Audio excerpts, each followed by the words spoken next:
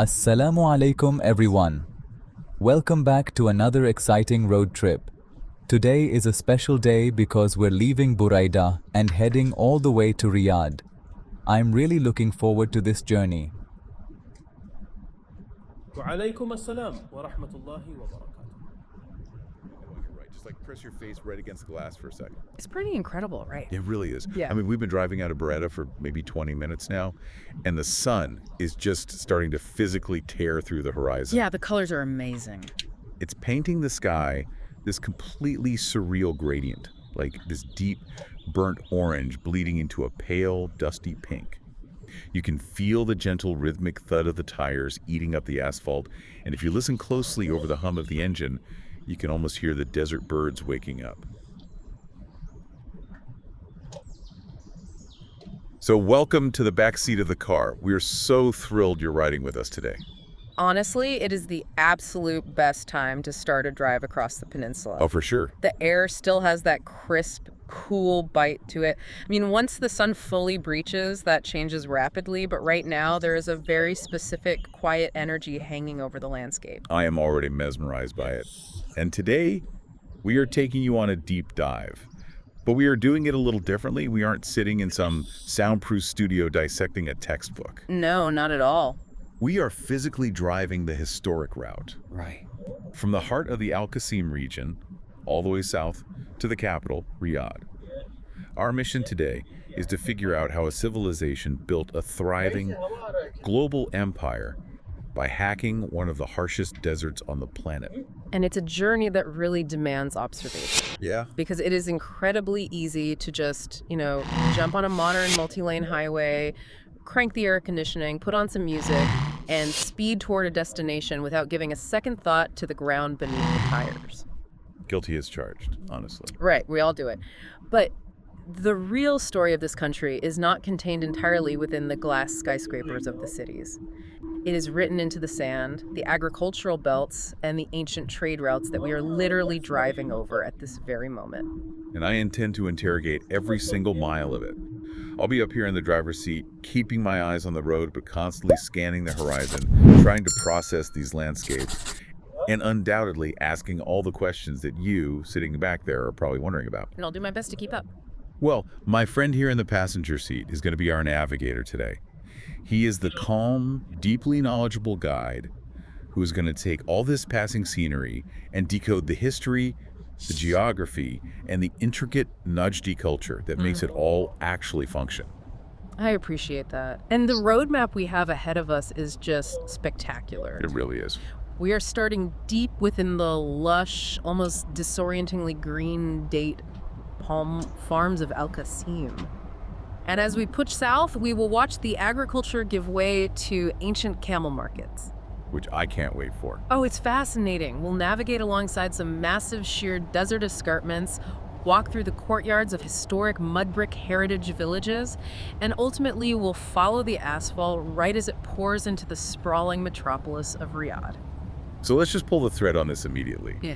Because the very first thing that assaults your senses as we leave the city limits at Buraydah is the sheer volume of green. It is a lot of green. I mean, look out both windows. It is an ocean of rustling date palms stretching all the way to the horizon. The morning breeze is whipping through the fronds, and you see these modern tractors kicking up dust in the early light. It's a busy time of day for the farms. Right. And I'm looking at this, and my brain is struggling to reconcile it. Because we are in the dead center of the Arabian Peninsula. This is historically one of the most arid land masses on Earth. Yeah. So how does an agricultural hub of this magnitude just exist here? It feels like a glitch in the matrix. It really does defy basic intuition. I mean, when we hear Arabian Peninsula, the default mental image is a vast rolling sea of barren sand dunes. Exactly, just endless sand. But Al Qassim is universally recognized as the breadbasket of the desert. And what you are witnessing out that window is not just some recent phenomenon of laying down PVC pipes and running a hose. Right. This is a profound historical anomaly that has been sustained for centuries. But wait, I mean, a palm tree still needs water. 1 million palm trees need an ocean of water. So if there are no major rivers, and it hardly ever rains, where is the water coming from? You can't just will a forest into existence with good intentions. Well, you have to look far below the surface because Al Qassim sits atop one of the most massive underground water reserves in the world, specifically the Sac Aquifer. Okay, an aquifer. Yeah, but this isn't just a subterranean lake that gets topped up every time it rains. What we are talking about is fossil water. Fossil water? Wait, like from the dinosaur era? Not quite that old, but close in concept. This is water that was trapped deep within layers of porous sandstone during the Pleistocene epoch, which is tens of thousands of years ago during the last ice age. Whoa. Yeah. Back then, this entire region was lush, green, and subjected to heavy torrential rains. That water seeped deep into the earth and became sealed beneath impermeable layers of rock. Oh, I see. So when the climate shifted and the peninsula turned into a desert, that massive ocean of fresh water was just preserved underground. That is mind-bending. So the water feeding these dates out the window right now. Yeah. It's literally ancient rain. Like they are farming with water that fell from the sky when mammoths were still walking the earth. That is exactly the reality of it. And understanding that completely changes how you view these farms. It really does. Because for generations, long before modern drilling equipment, local families figured out how to tap into this hidden resource. They developed a deep, almost intuitive geological understanding of where the water table was closest to the surface. I want to get into the mechanics of that actually because it sounds impossible. If I'm a farmer in, say, the year 1700 and I don't have ground penetrating radar, how do I even know the water is down there? Right, it wasn't easy. And more importantly, how do I get it out? Well, it required intense observation of the microenvironment. Early settlers would look for specific topographical depressions. Like dips in the land. Exactly. And they observed the behavior of deep-rooted wild shrubs that somehow managed to stay green during a severe drought. They even noticed where morning dew settled most heavily on the sand. Oh, that's clever. Very. And once a promising site was identified, the physical labor began. Entire communities would mobilize to dig traditional wells, which are known as jalib, entirely by hand. By hand. You're kidding. Not at all. They were carving through packed earth and bedrock with just basic iron tools, sometimes descending 30, 40, even 50 meters into the darkness just to strike the aquifer. And what happens if the walls cave in? I'm picturing a 50-meter deep hole in the loose desert dirt. That seems incredibly precarious. It was incredibly dangerous. Honestly, to prevent collapse, they would meticulously line the inner walls of the well with interlocking stones, carefully fitted without mortar, or they'd use the dense trunks of dead palm trees as structural support. Wow. Yeah, it was a feat of raw engineering. And once they hit water, they obviously didn't have diesel pumps back then. Right. So they utilized animal traction. Camels or donkeys would be hitched to a rope, walking down a specifically dug incline away from the well, pulling a massive leather bucket of water up to the surface to flood the irrigation channels. Which completely explains why these were family-owned lands. I mean, you couldn't do that alone. You needed your brothers, your sons, your cousins, just to keep the water flowing. Absolutely. The labor demanded community. And that labor was entirely focused on the tree you see dominating the landscape right now, the date palm. Let's talk about the date palm, actually, because, frankly, before prepping for this drive, I thought a date was just a date. Like a sweet, sticky fruit. Right, a lot of people think that. But looking at our route, the date palm seems to be the foundational pillar of the entire civilization here. Oh, without a doubt. The date palm is a biological marvel perfectly engineered for this specific hostility. How so? Well, it tolerates highly saline soil that would just kill most other crops. Its roots plunge incredibly deep to chase retreating moisture. But culturally, it was the ultimate sustaining resource. It is often referred to as the tree of life in this region. Is that because of the nutritional profile? Partially, yes. Dates have a remarkable glycemic index. They are packed with complex carbohydrates, natural sugars, potassium, and magnesium. Superfoods before superfoods were a thing. Exactly. If you are a Bedouin traveler crossing a blistering desert, just a handful of dates provides an immediate, sustained burst of cellular energy. Plus, they don't spoil easily in the heat. They naturally preserve themselves as they dry out on the branch. That's super convenient. But it went way beyond food. The dried fronds were woven into mats, baskets, and roofs. The fibrous bark was twisted into rope for those wells we just discussed. Oh, wow. Yeah, and the trunks were used as structural pillars for houses. Literally every atom of the tree was utilized for survival. You know, I'm noticing different shapes and colors on the trees as we pass through the heart of Unaizah here. Like, some are shorter, some have different colored fruit clusters wrapped in protected bags. You're observing the incredible biodiversity of the crop. Al Qassim doesn't just grow one type of date, they cultivate hundreds of varieties. Hundreds. Oh, yeah. You have the sukari, which is incredibly sweet, almost like a natural caramel, very soft and melts in your mouth. This is amazing. It is. Then you have the ajwa, which is darker, chewier, with a flavor profile closer to a rich prune or even dark chocolate.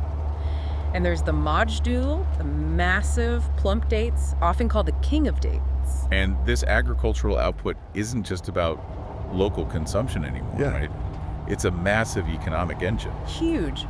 I mean, if you drive through Unaizah or Buraydah in the late summer, during the harvest season, you will encounter the date festivals. The Buraydah Date Festival is the largest of its kind in the world. What does that even look like? Imagine thousands of pickup trucks rolling into a central plaza at the crack of dawn, beds overflowing with freshly harvested dates. You have brokers, auctioneers chanting prices over loudspeakers, international buyers negotiating massive bulk orders. Wow. Yeah, it is a frantic, high-stakes commodities market operating entirely on heritage. The contrast is just staggering. I mean, look at the field coming up on the right. Oh yeah, I see it. You have these ancient, towering palms. Some of them look like they've been there for a century. But winding through the base of the trees are these precise, black, modern drip irrigation lines. The old and the new. Exactly. And just behind the palms, there's a massive circular field of green wheat being watered by a huge center pivot irrigation system. Yeah. You know, those huge metal arms rolling on tires, spraying water in a perfect circle.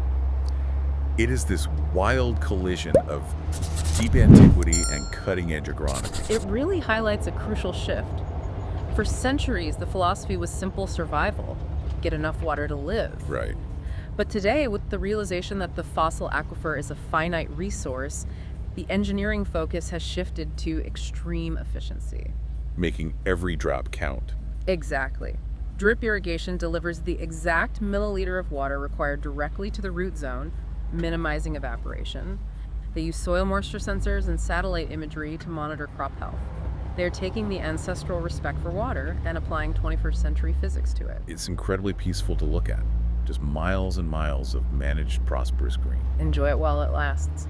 Yeah, because as I say that, I'm watching the horizon shift. We've been driving for a while, and the dense canopy of the farms is starting to thin out. We're moving on. The green is fading. The Yeah. soil is changing from that rich, darker color to a dusty, lighter tan. The rural quiet is getting replaced by a different kind of energy. We are crossing a geographical and economic threshold right now. We're leaving the settled, cultivated oasis and entering the domain of the historical trade networks. Which brings us to the next major component of this road trip. As the landscape dries out, we are entering the territory that historically hosted the massive regional camel markets. Oh, yes. If the date farms were the steady, quiet heartbeat of Najd, the camel markets were the loud, pulsing arteries that connected the peninsula to the rest of the globe. Let's pull over conceptually for a second, Yeah. because blowing past this area at 120 kilometers an hour in a climate-controlled car completely insulates us from the reality of what this place was. Very true. Paint the picture of a historical camel market out here. What is actually happening? Well, if you were standing here 200 years ago, the sensory overload would be intense. The air would be thick with swirling dust kicked up by thousands of hooves. Sounds chaotic. Very. You'd hear the chaotic, guttural roaring and grunting of the camels, layered underneath the sharp, rhythmic chanting of the auctioneers. Okay, I can picture that. And the smell is a potent mix of dry earth, livestock, and the smoke from dozens of small campfires brewing coffee. You have Bedouin herders who have spent months raising these animals in the deep desert, bringing them to market to negotiate with wealthy caravan merchants from Damascus, Cairo, or Baghdad. And it's not just a livestock auction, right? This isn't just farmers buying a cow for the barn. This is the ancient equivalent of an international auto show mixed with a Wall Street trading floor. Precisely. Because before the combustion engine, the dromedary camel was the only viable technology capable of traversing the lethal interior of the peninsula. The only way across. Right, so the camel market determined the flow of global trade. If you wanted to move frankincense from Yemen to the Roman Empire, or spices from India across to the Mediterranean, you needed a massive fleet of highly specialized, perfectly adapted transport vehicles. You needed camels. I want to dig into that adaptation because you call the camel technology. And I think we take camels for granted as just funny-looking desert horses. A lot of people do. But mechanically, how does a large mammal survive a trek across a waterless furnace carrying hundreds of pounds of cargo? The myth is that they store water in their humps. Right, that is the most persistent myth. But no, the hump doesn't contain a drop of water. It is a massive reservoir of adipose tissue, fat. So how does fat help them survive a drought? I mean, fat doesn't quench thirst. It's cellular chemistry. When a camel is starving or dehydrated, its body metabolizes that stored fat. Through the process of cellular respiration, breaking down 1 gram of fat actually produces more than 1 gram of metabolic water. Wait, really? Yeah. The hump is essentially an internal biochemical water generation plant. That is wild. Furthermore, by concentrating all their body fat in one single location on their back, rather than distributed under the skin like a human or a whale, it allows the rest of their body to act as a highly efficient radiator, venting body heat into the air to prevent hyperthermia. That is incredible engineering. Nature is just amazing. It goes deeper, actually. Look at their blood. Most mammals have circular red blood cells. Okay. When we get dehydrated, our blood loses plasma, thickens like sludge, and our circular blood cells clump together, leading to cardiac arrest. Yikes. But a camel has oval-shaped red blood cells. Even when their blood thickens from severe dehydration, those oval cells continue to slide past each other smoothly through the capillaries. They can lose up to 30% of their body weight in water and keep walking. No way. 30%. Yes. And when they finally reach a well, they can drink 30 to 40 gallons of water in under 15 minutes. Oh my God. If a human did that, our blood cells would literally explode from osmotic shock. The camel's oval cells can expand to over twice their size without rupturing. Okay, so armed with this biological super machine, these merchants are organizing caravans, and they had to navigate out here. Right. I'm looking at the multi-lane asphalt highway rolling out in front of our bumper right now. We are cruising in total comfort. Yeah. But it suddenly occurs to me, did modern highway engineers just drop a map on a table and draw a straight line with a ruler? Or are we, right now, driving over the exact same paths those caravans took? You are driving over ghosts, my friend. Really? Modern infrastructure very rarely reinvents the wheel. When civil engineers started laying asphalt in the mid-20th century, they followed the paths of least resistance. Makes sense. They followed the natural corridors between escarpments, the valleys that offered protection from sandstorms, and the routes that naturally connected the historical oases and water wells. So the Bedouin already did the surveying. Exactly. Those topographical logic puzzles were solved by the Bedouin millennia ago. So the highway we are on isn't just a road, it is a paved-over caravan trail. The vehicle has changed from a camel to a car, but the journey, the waypoints, the logic of the route remains completely unchanged. That drastically alters how I look at the road out the windshield. It's a historical continuum. I'm not just driving a car, I'm participating in a 3,000-year-old commute. And just like those ancient commuters, we need a break. Ugh, I could use one. We've been talking, observing, and my throat is getting dry. Look up ahead on the right, there's a small roadside stop. Let's pull over. Done. Pulling in right now. Let's imagine walking into this roadside cafe. Stepping out of the car, the desert heat instantly hits you like a physical wall. It's intense today. But you walk through the doors and the ambiance shifts. It's incredibly cool inside. There's the low hum of conversation. And immediately, before you even look at a menu, you are hit with this intoxicating aroma. The best smell in the world. It doesn't smell like a Western coffee shop. It's not that dark, burnt espresso smell. It's lighter, earthy, heavily spiced. You are smelling the cornerstone of Najdi hospitality. Traditional Arabic coffee, or gawa, brewed with copious amounts of cardamom, sometimes saffron, and occasionally cloves. Let's walk through this ritual because it's deeply specific. A host approaches us. They are holding the dala, the traditional elegantly curved coffee pot, in their left hand. Right? In their right hand, they hold a stack of small, handleless cups called finjans. They pour just a tiny amount, maybe a third of the cup, and hand it to you. And right beside it, they place a plate of fresh dates. This simple interaction is arguably the most important cultural touchstone in Saudi Arabia. I'll admit, the first time I tried gawa, I was caught off guard. I was expecting a bitter, heavy jolt of caffeine like an espresso, but it's almost like a tea. It is very light in color. Yeah, it's a yellowish-brown color, the beans are barely roasted, and it is intensely bitter but aromatic because of the cardamom. And there is zero sugar in the coffee itself. Why this specific flavor profile? Because the coffee is only half of the equation. You are meant to eat a date, experience that intense, overwhelming rush of natural sugar, and then wash it down with a sip of the bitter, spicy coffee. Oh, I see.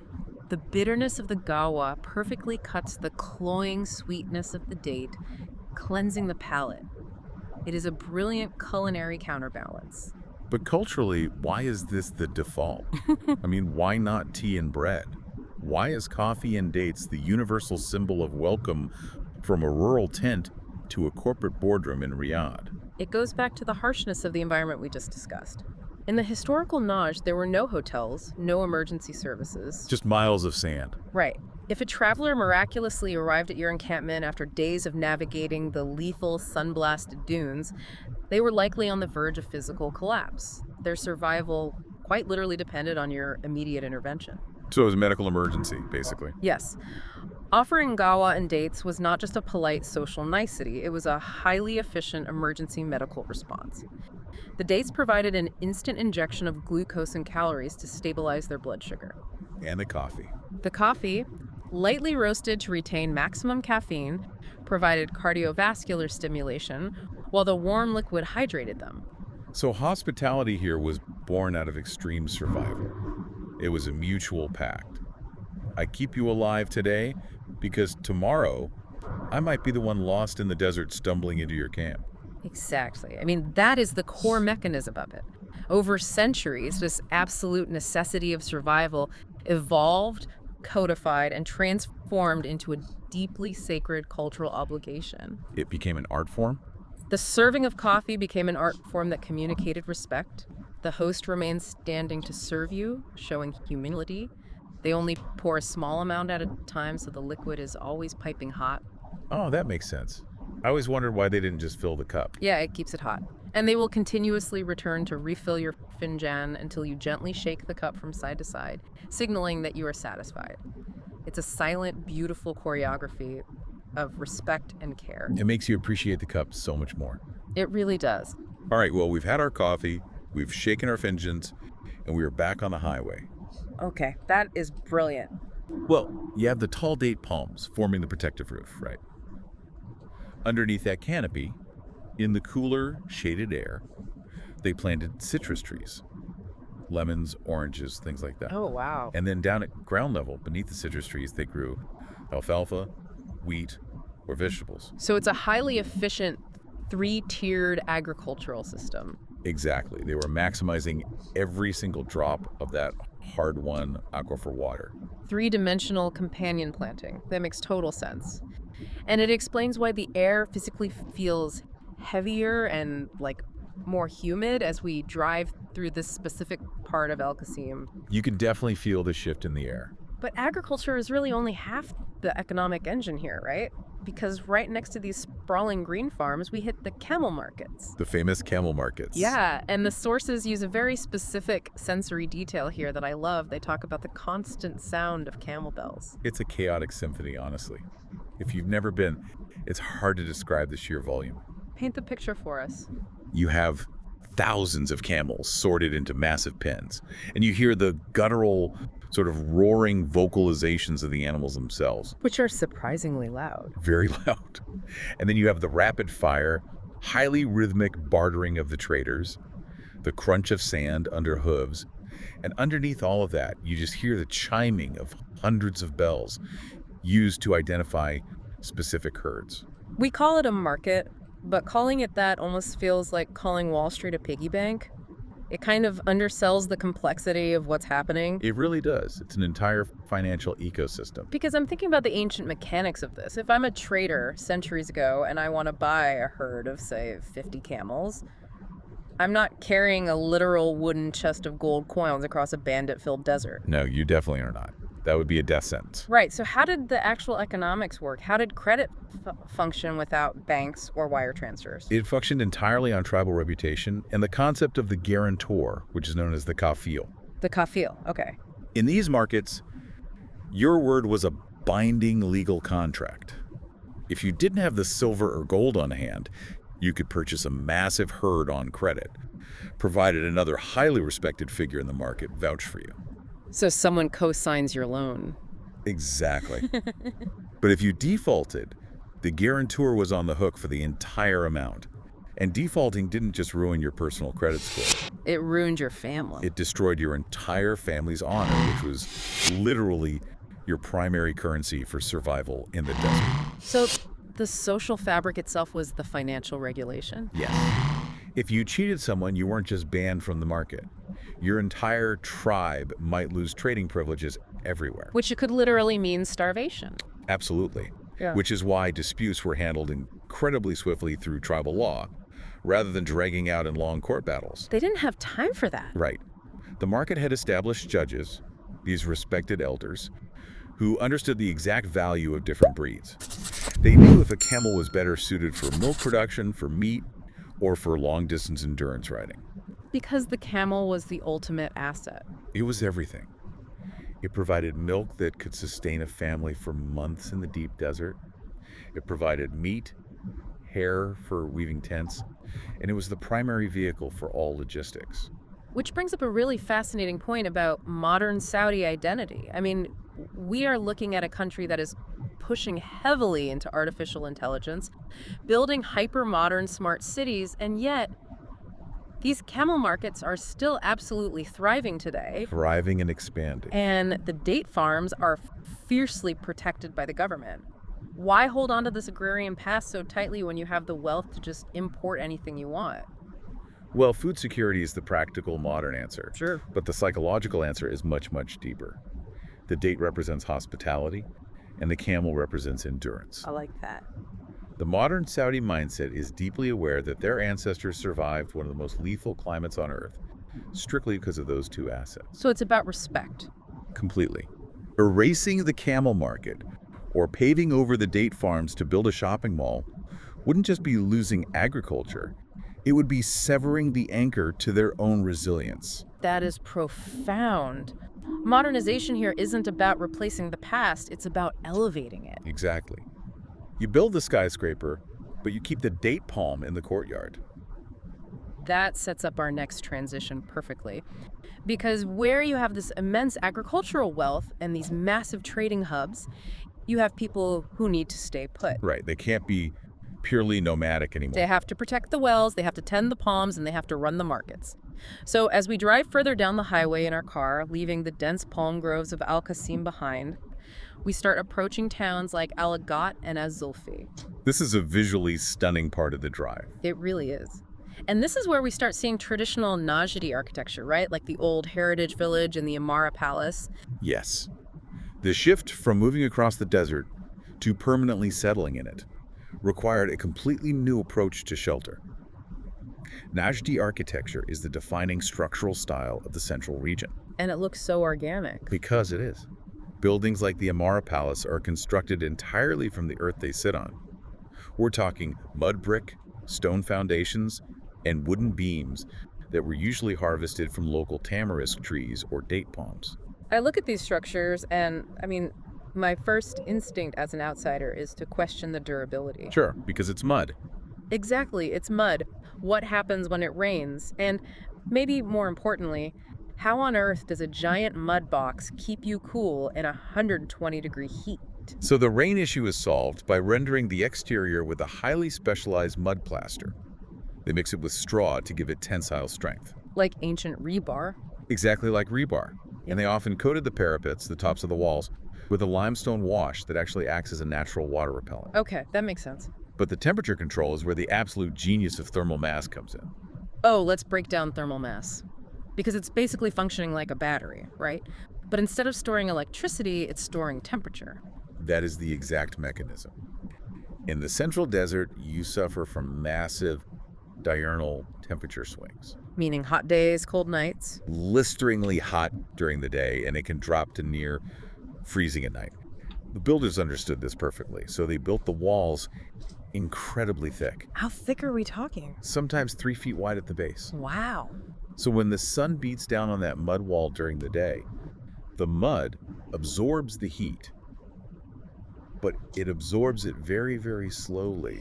It takes hours for the heat energy to physically travel through the thickness of that mud brick. So they're essentially calculating the speed of heat transfer. Yes, They make the wall just thick enough so that the heat wave from the midday sun doesn't actually reach the inside of the room until, 8 or 9 o'clock at night? exactly. And by 8 o'clock at night, the desert air outside has turned freezing cold.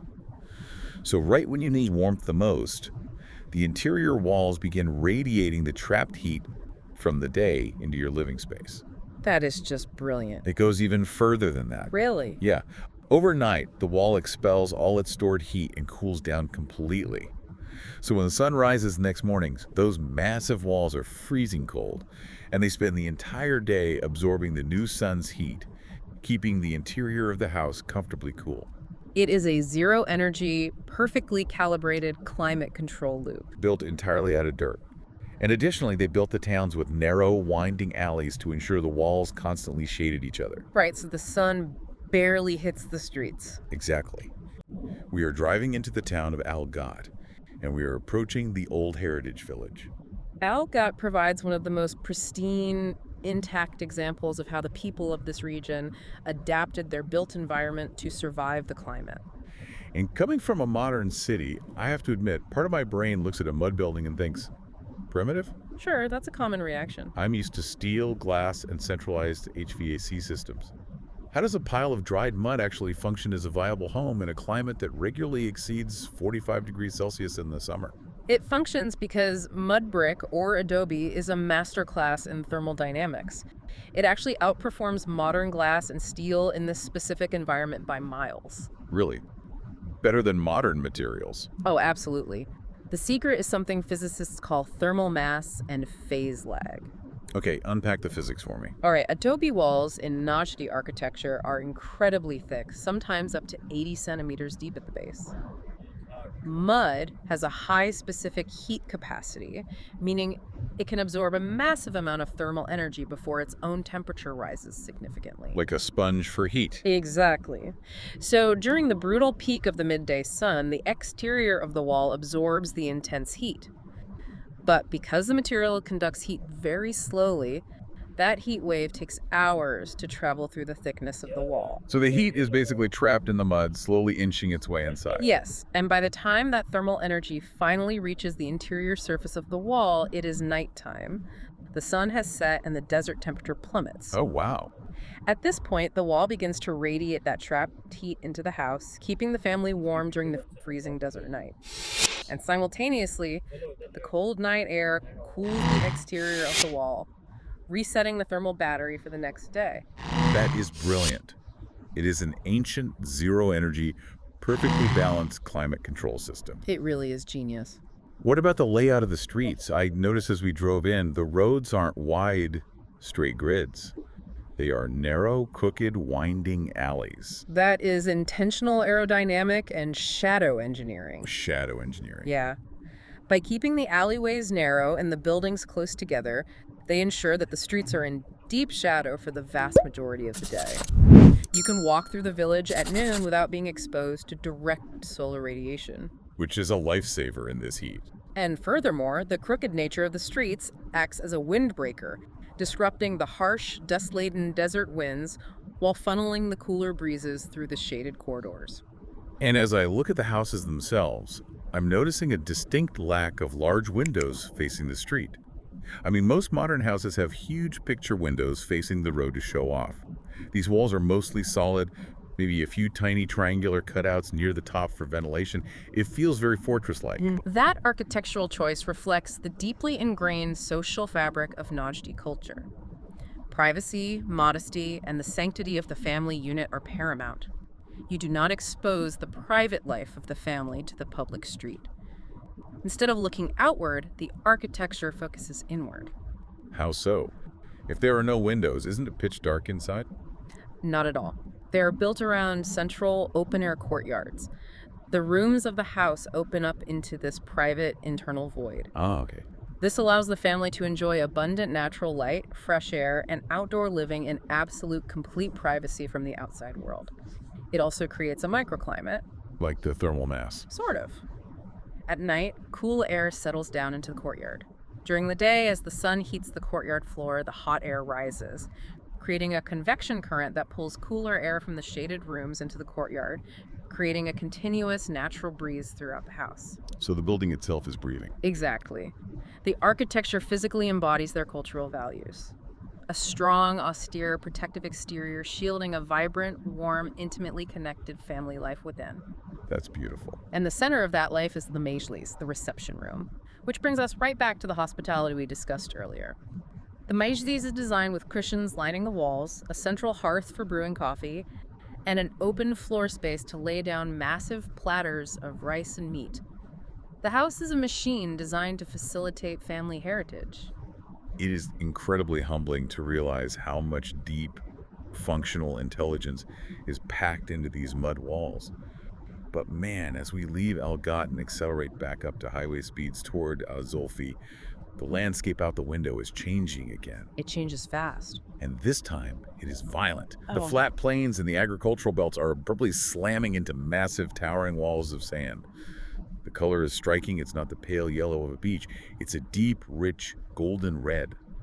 We are looking at the Nafud al-Thuwayirat. We have entered the great sand seas. This is where the raw, untamed geography of the Arabian Peninsula truly asserts dominance over everything else. I am staring at these dunes, and some of them look to be hundreds of feet high. The wind is whipping off the crests, creating these wispy trails of sand in the air. Yeah. How does this even form? Where does all this sand come from, and why is it piled up right here? Well, the Nafud is the result of aeolian processes, which is wind-driven geology operating over millions of years. Millions. Yeah. The sand itself is born from the gradual weathering and erosion of sandstone rock formations hundreds of miles away. The dominant winds of the peninsula sweep these tiny iron-rich quartz particles across the flat plains. And then they just stop here. Basically. When those winds encounter a topographical obstacle, or when the wind currents converge, the air loses velocity and drops the sand. Over millennia, this grain-by-grain accumulation builds into these massive, shifting mountains of sand. It looks completely dead. I mean, it's breathtakingly beautiful, but looking out there, I can't imagine a single biological organism surviving in that furnace. It looks sterile. That is the grand illusion of the desert. To the untrained eye, it is a wasteland. But the Nafud hosts a highly specialized, fragile, and deeply complex ecosystem. It is teeming with life if you know where to look. I'm looking.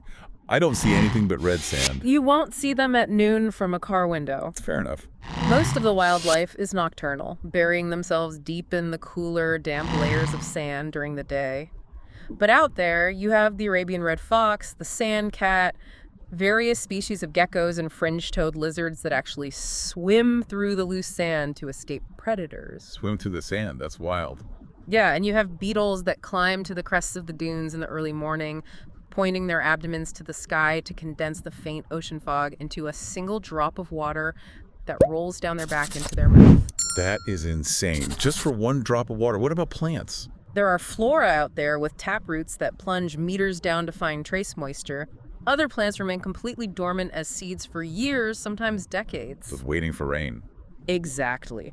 When a rare torrential rain finally hits the dune, the entire landscape will erupt in a carpet of green shoots and flowers within 48 hours, rushing through an entire life cycle before the moisture evaporates. It is a highly compressed, explosive biology. But the sand isn't the only dramatic feature out here. I'm looking straight ahead now, and the horizon is blocked by what looks like a massive, jagged limestone wall cutting across the desert. It looks like the edge of the world. Ah, yes. Our charts say we are approaching the Tuwaiq Escarpment. If the Nafud is the shifting, fluid sea of sand, the Tuwaiq Escarpment is the solid, immovable, calcified spine of the Najd region. It is a massive cuesta, A cuesta. a sweeping limestone plateau that arcs for nearly 800 kilometers across the peninsula. So a cuesta means it slopes gently on one side and drops off a cliff on the other. Precisely. Well, I mean, yes, that is the geological definition. It is the result of tectonic uplift and millions of years of differential erosion.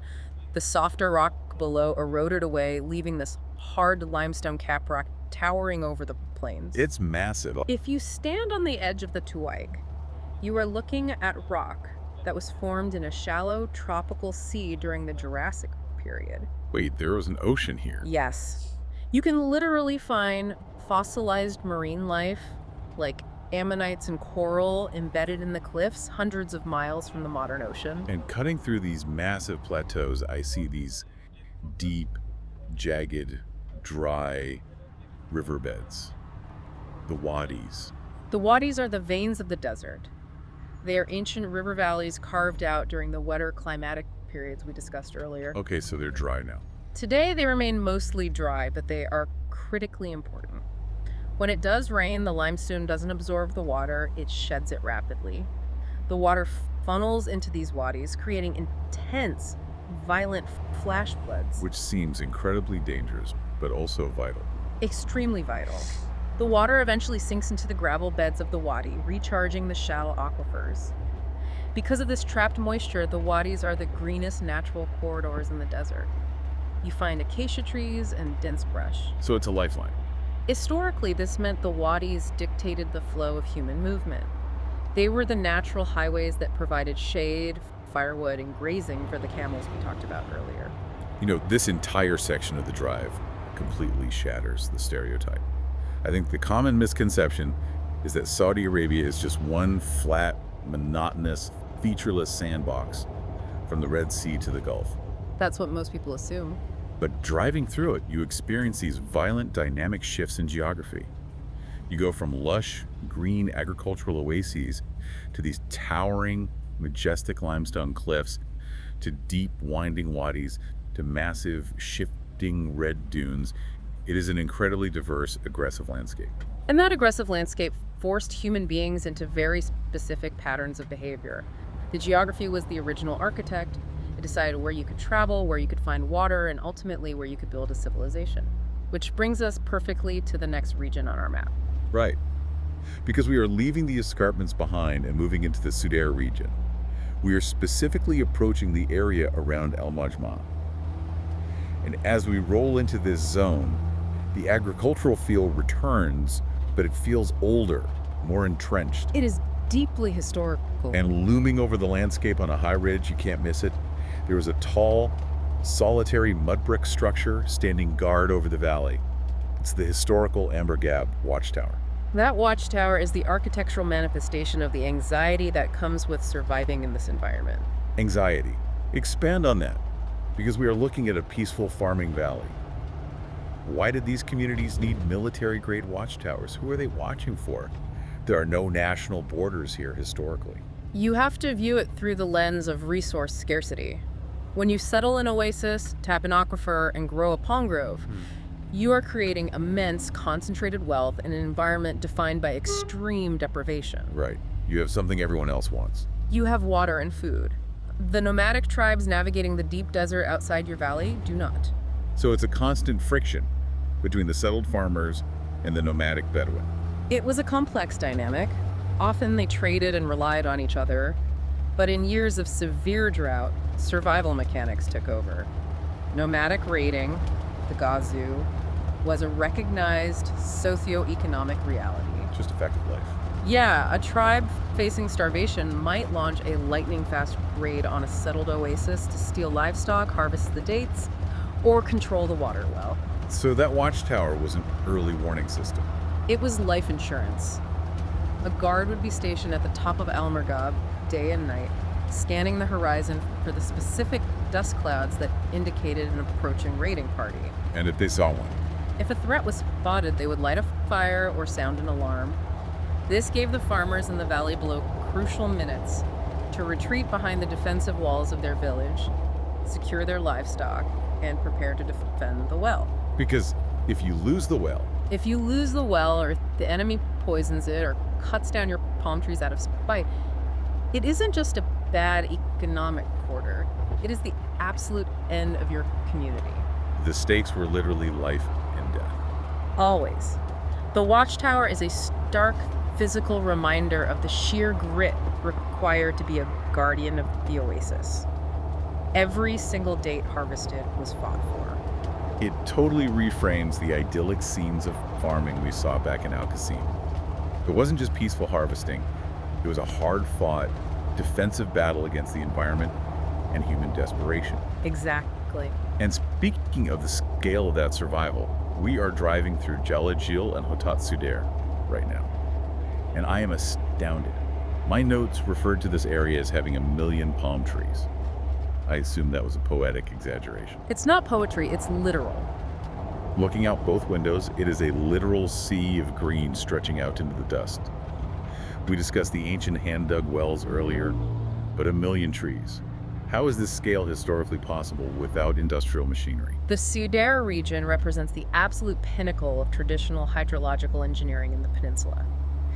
The secret behind the 1 million palm trees isn't just a few wells. It is a complex, sprawling, subterranean network of water management, including systems similar to the ancient qanats. Qanats, what is that?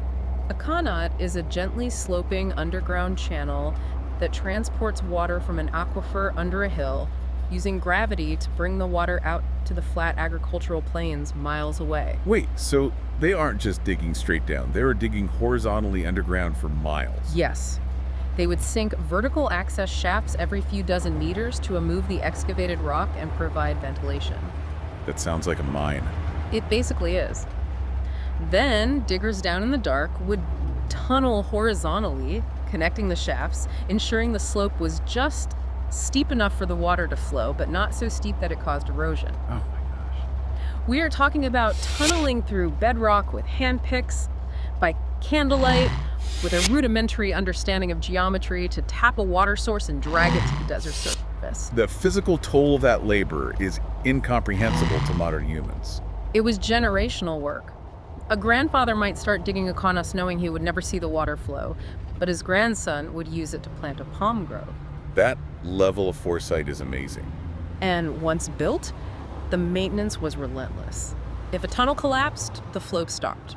The community had strict codified laws regarding water rights, maintenance duties, and conflict resolution over the distribution of the water. The social fabric of the entire region was woven around the physics of water flow. I am looking out the window now, contrasting that history with what I see today. The 1 million palm trees are still here, more vibrant than ever. But I see massive steel pipes. I see power lines running to computerized pump stations. State-funded agricultural subsidies have transformed the reality of sustaining these trees. Modern technology provides incredible yields and a level of food security that the ancestors could only hallucinate about. True. But if you talk to the farmers here today, they still possess a deep, profound reverence for those ancient wells and dry qanats. They don't bulldoze them, they protect them as monuments. The water might be drawn by a motorized, diesel-powered pump today, but the roots of those modern trees are nourished by a legacy of sheer, stubborn survival. That stubbornness paid off. Because as we continue down the highway, passing the town of Malam, you can feel a palpable shift in the car. The atmosphere is changing. This city is pulling us in. Yeah, the rural quietness. The stretches where it was just the distant sound of an adhan calling to prayer, or the wind moving over the dunes that is evaporating. You can feel the hum of the asphalt changing. The lanes are widening, traffic is multiplying rapidly. Trucks, SUVs, luxury cars. The energy is rising exponentially. We have crossed the final threshold. We are on the final approach. The road to Riyadh is almost complete. I can see the skyline forming in the distance through the haze. Glass, steel, geometric skyscrapers jutting out of the desert floor. Let's talk about Riyadh. It's quite a sight. Because based on the last few hours in this car, the mud brick villages, the hand-dug wells, the camel trails, the watchtowers, the idea of a sprawling, hypermodern G20 global metropolis sitting at the end of this road feels almost completely contradictory. It's cognitive dissonance. How did a mud brick way station become Riyadh?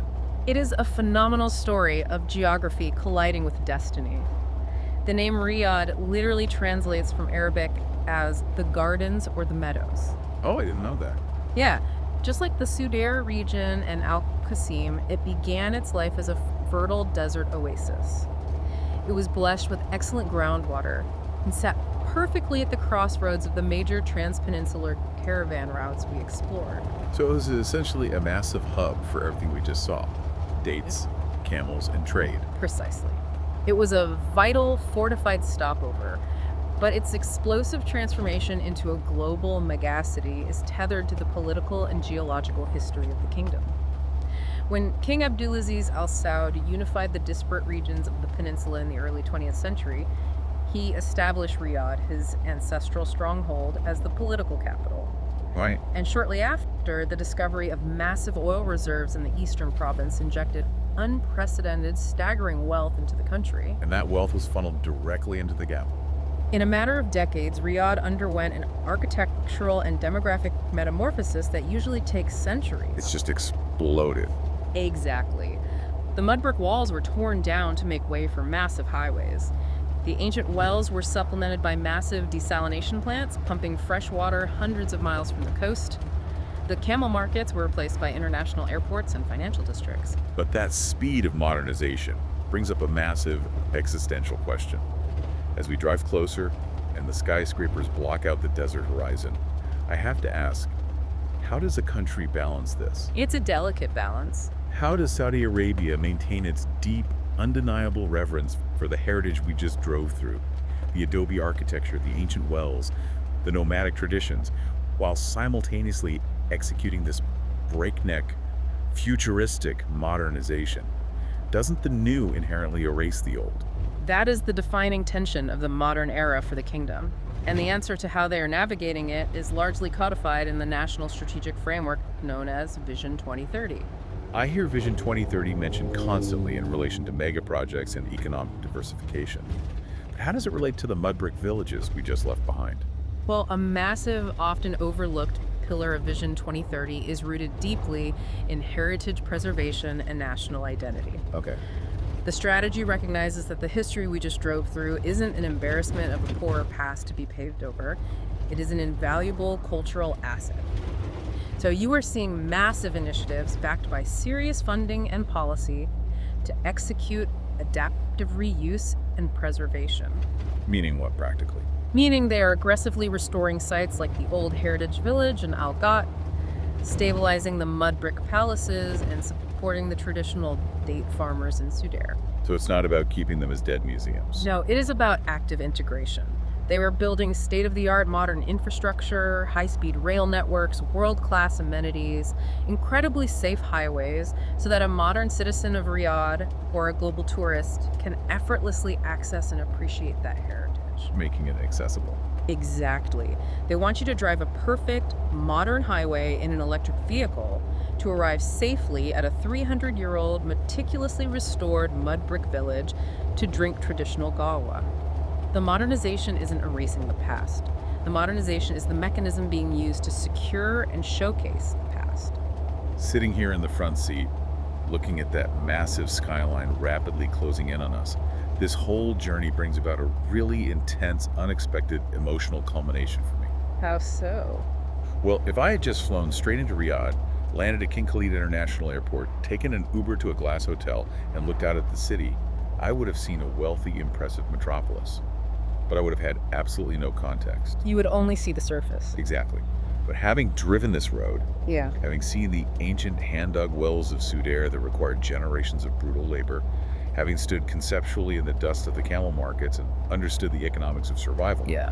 having seen the millions of palm trees that stubbornly defied the harshness of the Nafud desert, suddenly that hypermodern skyline makes so much more sense. It clicks. It does. It doesn't feel like an artificial city just dropped out of the sky by oil money anymore. It feels earned. It feels like the ultimate modern manifestation of the exact same stubborn survival instinct that built the watchtowers and dug the qanats. It was built on the very foundation of the road we just traveled. That is the profound value of taking the long way. The journey contextualizes the destination. The steel and glass are just modern versions of the mud brick and palm trunks. The ambition is identical, only the tools have changed. Which leaves us with a lingering thought for you, our friend sitting quietly in the back seat, taking all of this in as the city traffic finally surrounds us. When we travel, we are almost entirely obsessed with the destination. We just want to get to the hotel to remind you into the city center. It's natural to focus on the endpoint. But if Riyadh is the fruit of Saudi Arabia, the shimmering modern result of centuries of struggle, aren't the farms, the ancient wells, and the dusty trade routes of Al-Qassim its roots? And if that is true, how does understanding the journey permanently alter the way you view the destination? It changes everything. When you look up at a gleaming 1,000-foot skyscraper, does it look different when you realize it was built by the grandchildren of men who dug wells by hand in the blistering desert just to survive the week? It is a heavy question to mull over as we merge into the city lights. It really is. Today, they have evolved into cherished, nostalgic delicacies that are served at high-end luxury banquets in Riyadh. It's incredible how the food of pure, gritty survival transitions into the comfort food of modern culture. It's the ultimate luxury, right? Eating survival food by choice. Definitely. So we are fueled by dates and coffee. We are driving in the shadow of the Tweak Escarpment, which is often viewed as this ultimate symbol of Saudi endurance. And then we follow the highway as it cuts through a pass in the rock. And there it is. We are approaching Riyadh. The visual impact of arriving in Riyadh after driving through the open desert, it cannot be overstated. It is a shock to the system. I really want the listener to deeply visualize this shift. Just a few hours ago on this conceptual drive, we were looking at dusty camel markets and hand-built mud brick palaces that look like they literally grew out of the earth. Dirt and stone. Right. Now, suddenly, the horizon is pierced by a forest of gleaming, futuristic skyscrapers. You see the Kingdom Center looking like a massive, glowing, metallic arch against the night sky. The sheer scale and the electricity of this metropolis is just staggering. The history of Riyadh is the story of hyperacceleration. I mean, for centuries, Riyadh was a relatively small, walled desert settlement, very much like the towns we just explored in Sudair. There's a mud brick fort and some farms. Exactly. It grew slowly due to its strategic location on trade routes and its eventual political importance. But the discovery of oil in the 20th century hit the fast-forward button, rapidly expanding its borders. And now, the Vision 2030 initiative has essentially strapped a rocket engine to that fast-forward button. That is a very accurate description. But I want to look at the mechanics of Vision 2030 because it's not just about building taller glass towers. How exactly does a country shift its entire economic foundation in real time? It requires a massive, highly coordinated pivot. They are moving from a resource-dependent economy, essentially a rentier state relying on oil exports, to a diversified, knowledge and service-based economy. So they're building the infrastructure for a post-oil world. Vision 2030 is executing this by heavily investing in technology, renewable energy, global tourism, and massive infrastructure overhauls. Like the Riyadh Metro project, which, by the way, building a massive subterranean transit system under a fully functioning, dense urban center is a logistical nightmare in the best of times. Oh, it's incredibly complex, especially when you are trying to preserve history at the exact same time. This is where Riyadh is really fascinating. Oh, so. Right in the heart of this ultra-modern city, surrounded by gridlock traffic and towering glass, you still have the Majma'ah fortress. Right, the old mud brick citadel. Yes, a massive traditional mud brick and clay fortress. When they were engineering the metro tunnels nearby, they couldn't just blast through the rock. They had to use highly specialized tunnel boring machines and vibration dampening technology. To protect the fortress. Yes, to ensure the seismic resonance from the drilling didn't collapse the ancient mud structures above. Wow.